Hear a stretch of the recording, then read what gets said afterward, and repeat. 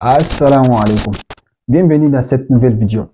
Aujourd'hui, nous allons voir ensemble comment installer un émulateur virtuel Android, mais aussi comment utiliser ton téléphone physique comme un vrai émulateur Flutter. Pourquoi c'est important? Eh bien, si ta machine est un peu limitée, comme beaucoup de PC lorsqu'on débute, ceci te sauvera la vie. Tout d'abord, on va créer un émulateur virtuel avec Android Studio. Ensuite, je vais te montrer comment connecter ton téléphone pour pouvoir exécuter ton application dessus. C'est simple et rapide. Et à la fin, tu pourras tester tes applications sur deux types d'émulateurs. Allez, on se retrouve tout de suite sur mon bureau. Nous voici donc sur Android Studio.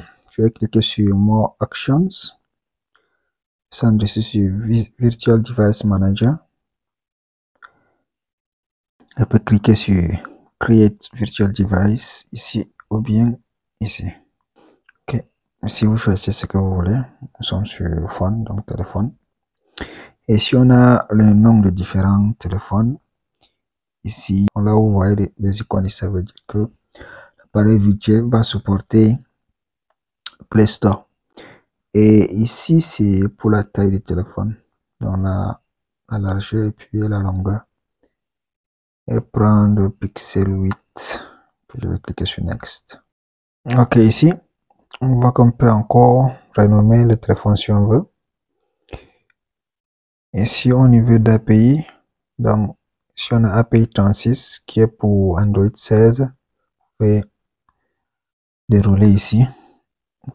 Vous allez voir qu'il y a API par exemple 34 pour Android 14, il y a aussi 35 pour Android 15, mais je vais rester avec le 36. On va cliquer sur ici pour pouvoir télécharger ça. On peut sur Finish. Download pre-release says que page size. Bon, ma vraie taille est ici, 1,8 giga. Cliquez sur Yes. Ok. Là, le téléchargement est en cours. Dès que le téléchargement est fini, cliquez sur Finish ici. Puis sur le téléphone ici, cliquez sur Play.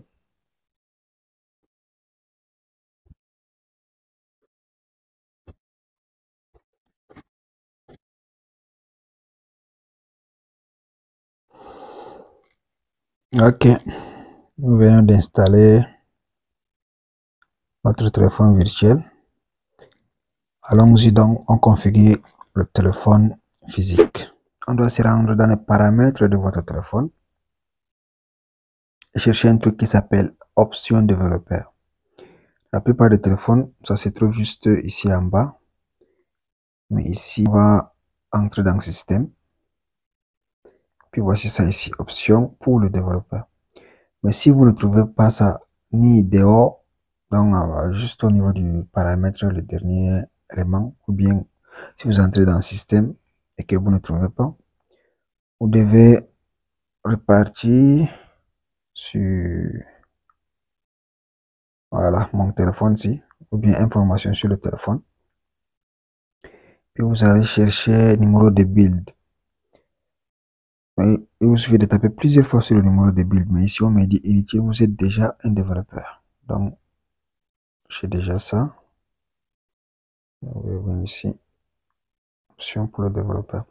Et lorsque j'entre dans option pour le développeur, je vais juste descendre en bas et chercher le débogage ISB, c'est ça.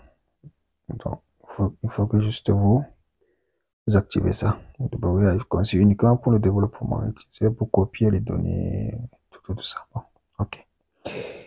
Ok, c'est tout sur le téléphone ici. On se revoit sur la machine. Il nous reste un dernier paramètre qu'on doit prendre en compte. Il s'agit de la virtualisation. Pour cela, nous devons nous rendre dans BIOS.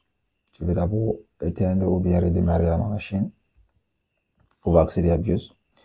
Et pour pouvoir accéder à BIOS, ceci dépendra de toute une machine ou bien tout un type de machine.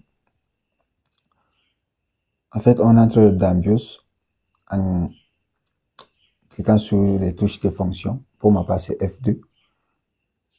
Et pour vous pouvez tester vous pouvez un peu appuyer sur toutes les touches ici là, voir quelle des touches vous permettra d'accéder dans votre BIOS. Bon, dès que vous êtes sur le BIOS, vous allez chercher virtualisation. Enfin ici, virtualisation support. Et puis virtualisation. Ok, pour ma part par défaut, elle est déjà activée. Donc si vous voyez que votre panne n'est pas activée, il faut activer ça pour que le code puisse ou bien l'éditeur puisse lancer le débogage sur votre téléphone physique. Et c'est tout pour cette vidéo. On se voit dans la prochaine vidéo, Inch'Allah.